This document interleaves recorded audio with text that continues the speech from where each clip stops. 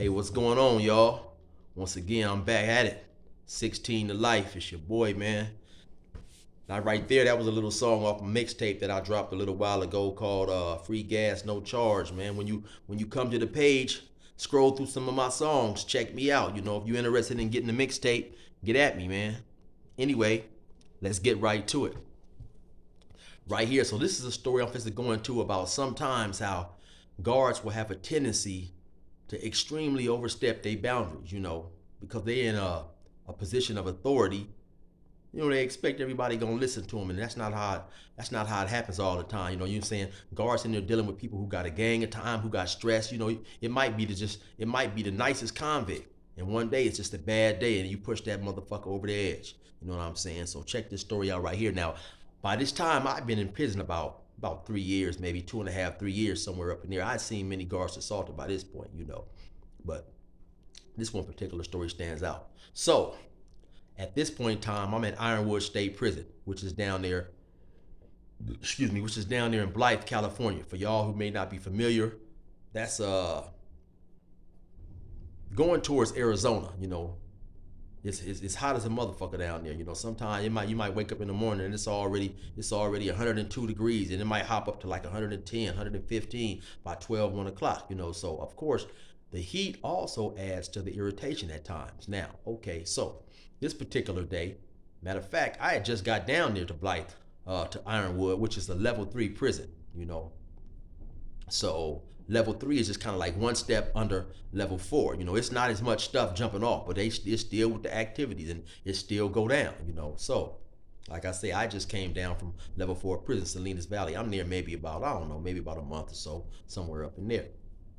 So the particular building I put in now, listen, you got a lot of dudes who can always remember, and this year I was in this building. I don't remember none of that shit. Not that, it's not important to me. I'm one of them dudes that don't remember. I got shot back when I was 17, 18. I just turned 18. I don't even remember the day. Most people will remember the day. I just remember that it was close to Thanksgiving because my family came down from Thanksgiving, and I ended up going back to Montana. But that's another story. But I just say that to say a lot of things that may be important to other people, I just don't remember. I'm a happy-go-lucky cat. I'm be clowning and stuff, and a lot of that shit I don't even pay attention to. So anyway, like I say, so I don't remember the specific building. I think it was building I think I was building 4 that I was in. But anyway, okay. So the guards they have regular guards who work certain buildings. Now the regular guards was an officer named Trejo, a female officer by the name of Guyona, and a white officer by the name of Cummings. Young dude, about 25, 26, big old dude. He ended up committing suicide a little bit later. I don't know what the problem was. He was a cool dude as far as guards go. Now, as far as guards go, they all was cool with the exception of Trejo. Trejo was like a little asshole and shit. But the other guards, they were cool. But you still got to keep in mind that they guards. So, now what I mean when I say they was cool, okay, at that point in time, they had what was designated as your custody level. They had close A, close B, and then just like regular custody. But close A and close B, you had to lock up. Okay, close A's had to lock up at 5 o'clock. Like, see, up out there, in the morning when we wake up, you can have to go to breakfast, and you can go outside, and this and that, go outside basically all day long if you don't have a job. Then like at 12 o'clock, you have to come in and count. Then after count time, and once count clears, you can go right back outside. Um, so now, except for close A's after 3 o'clock when we came in to count again and then go to dinner, they program was over. They had to lock up right then and there. Close A's might be the people who had a lot of time, like 25 years of life or whatever. And then right up under that, close B's, I think you had to be like within, if I can remember, 7 years of your they used to call it your MEP date, your most earliest possible parole date. So if you was in within 7 years, I think you could be close B. Close B's had to lock up at 8 o'clock at night, or maybe at 7 o'clock. So anyway, Guyona and Cummings, they didn't trip on that. They was cool. They let the close A's and close B's stay out. They couldn't go outside because at the level 3s, we also have night yard. You can go outside. They wouldn't let them outside, but they at least could stay in the building. So like I say, as far as guards go, they was all right. They didn't harass us unnecessarily and shit of that nature. So anyway, on this particular day, we happened to go to chow. Now, there was a dude in there by the name of Dread. Now, when we come back, when we come back, the lady officer Guyona, she has got into it for some reason with Dread, now. So she basically getting like, and Dread was a black inmate. So now she basically getting at all the black inmates like, okay, I think Dread had called her a bitch or whatever. So she's getting at all the black inmates. Like basically, y'all gonna have to discipline this dude. She like she talking like a physical discipline. Now, okay, you might be cool as far as a guard go, but you definitely don't dictate and call no shots on what black inmates gonna do to another black inmate. We never finished a ride with the police over an inmate, regardless of what happened. You know what I'm saying? We not supposed to do that. So she had that part fucked up. And like I say, that's where a lot of people, guards, not necessarily most guards, but some guards, but more inmates, they misconstrue the relationship. Me personally, I made it a habit to never even get into a talk with guards on a friendship level because of course it's just human nature. If you talking to a person every day, at some point in time, you gonna become friendly with this person. Now, when you maybe turn to ask this person for a favor that any other friend would do, but for whatever reason they can't do the guard, you're going to get in your feelings. Like you might ask them for a phone call. They may not want to give you an extra phone call. So in your mind, you're going to be like, oh man, this is just a phone call. This old punk motherfucker, he won't even let me hop on the phone. Or you might want to jump in the shower. You might be coming back from work. Everybody's locked down. You want to jump in the shower real quick because nobody wants to work all day and then come back and hop in their bed, because we can't change our sheets every day and shit up in there. So but so then once they don't let you get a shower, you're gonna have a tendency to get upset, get mad. But that's what I'm saying. So that's why you always got to keep in mind, keep the right perspective. You dealing with these guards. They not your friends, they guards. You know what I'm saying? So don't never get that part fucked up. But you had a lot of dudes doing time who got that part fucked up. And so then they feelings would become involved. So anyway, like I say, back to whatever. Dredd done called Guyona a bitch. So Guyona, she feel that she's cool with the inmates. You guys are supposed to ride and stick up for me. Like I say, nah, that's out. You going too far with that. We ain't never supposed to do nothing like that. So she get mad when she can't get the blacks to get on Dredd. So she say, okay, this is what I'm gonna do then. And this was a tactic that the guards would use sometime as a punishment measure. They'll cell search. They'll go to your cell and they take shit that's considered contraband that you're not supposed to have. Or they go to your cell, search your cell, trash it, leave it all fucked up, take all your property down, have your shit mixed up with your celly shit, knock shit all down on the floor. They done that when they get mad, you know what I'm saying? So, okay. So, matter of fact, now that I think about it, this is what happened. She had got into it with Dredd. So yeah. So once we go to chow, when we come back, she didn't win all the black sales, and from the majority of sales, she didn't took shit. Now that day she didn't happen to take nothing out of my sale. But now some people, she didn't okay, like say your homeboy might leave. He might leave you his radio. Any property that you get is supposed to be on your books. It's called a bed card. It's supposed to be written down on your bed card. Okay, inmate Willis has, they might look on my bed card. Inmate Willis has Koss headphones. He has a hot pot. He has a radio. He has, so on and so forth. So once they see you got something in there that's not on your bed card, it's not yours, then they have the right to take it. Okay, so, but what Guyona did, she took shit that was on people's bed cards. You can't go in there and take nobody's TV if they didn't bought it and they family or whoever didn't sent it to them. But this is what she done. She took a bunch of sales, took a bunch of shit she wasn't supposed to take. You know what I'm saying? So now, this particular dude she took some shit from, he was from Long Beach. I believe he was from Rolling 20's crib. And so, once again, like I say, in most cases, I don't want to do names. A person may not want their name out there, so whatever, but I remember him and shit. And so anyway, yeah, he was from, I believe he was from Rolling 20's. I ain't gonna say his name. Anyway, so I hear him up there saying, man, this bitch gonna give me my shit back. Cause if this bitch don't give me my shit back, now I'm supposed to beat this bitch ass. So, okay, you hear that from time to time. And a lot of times dudes just be blowing smoke, you know what I'm saying? So I'm, she hadn't took nothing out of me and my celly, she hadn't took nothing out of our cell. I was in the cell with the homie Biscuit from Bannon, And so my homie Chester Gibbs, he was down there too, So, okay, so I go hop on the phone. I'm on the phone talking and shit. I'm on the phone talking. I'm on the phone with my lady talking to her and shit. And all of a sudden, I'm so deep in the conversation, I'm not even paying attention. My girl, she say, "Who's that screaming? Who's screaming?" All you hear, ah, ah, ah. So I look up. Now I look up. I'm over there on the phone. I'm squatting down on the phone, and now I look up and I see the dude. He putting hands on the old girl. He like bop boop boop. He on her like he whooping her ass like he fighting her. He fighting another man and shit. Now, okay, she for one matter of fact, she was taller than him. She probably was about 5'8", 5'9", maybe about 185, 190. Oh, she had, nice. I think she was like either Philippine, she was either Samoan or maybe a Filipino or whatever. She had a nice weight on her.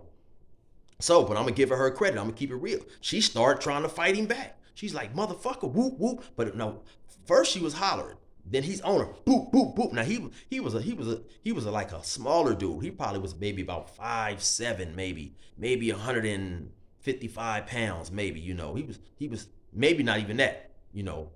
So he on her, boop boop bop. Now she started trying to fight back all of a sudden, boop bop bop. But he can't, he got a little squabbles about him. So, he on her. Boom, bop, boop. So now it's all of a sudden it's like it dawned on her. Oh yeah, okay. It dawned on her like,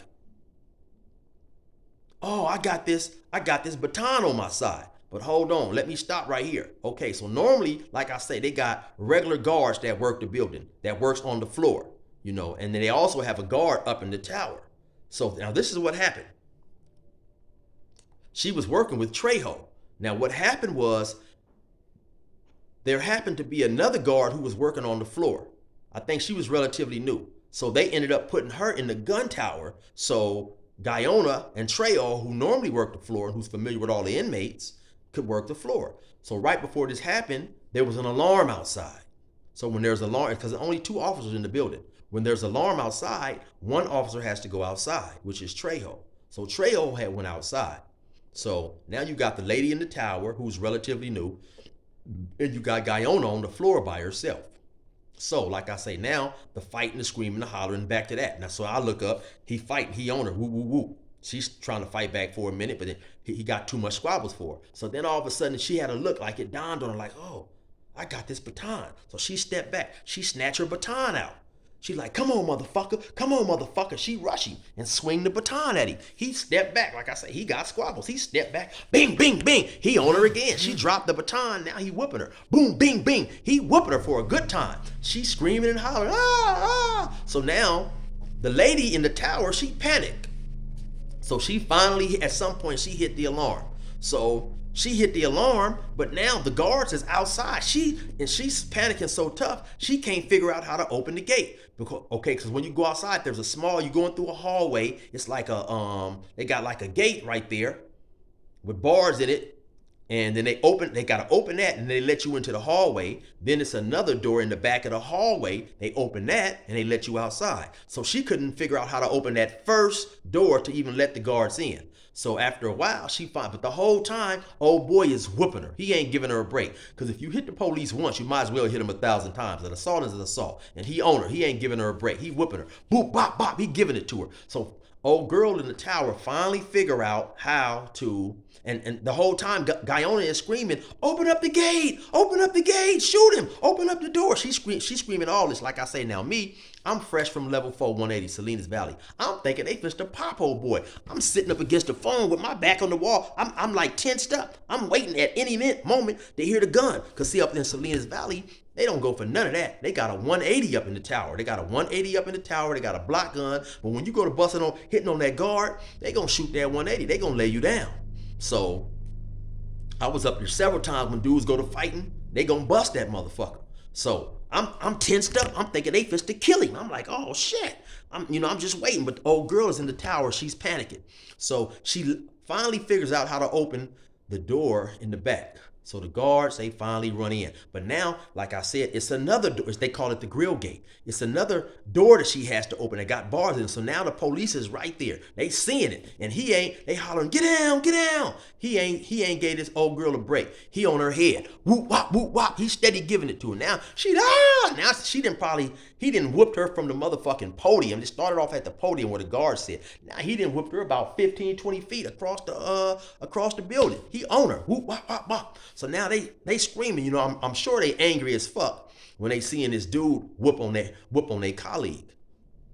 And so they hollering, shoot him, shoot him.